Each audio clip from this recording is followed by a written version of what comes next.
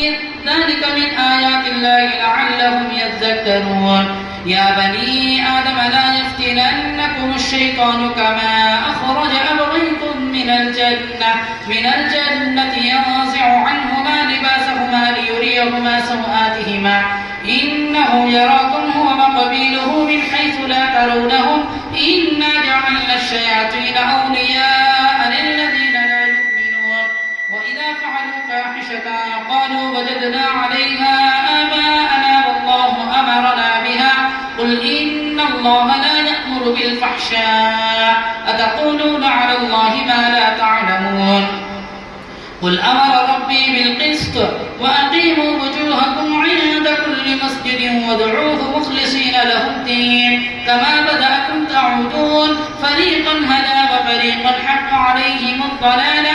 إنهم اتخذوا الشياطين أولياء من دون الله ويحسبون أنهم مهتدون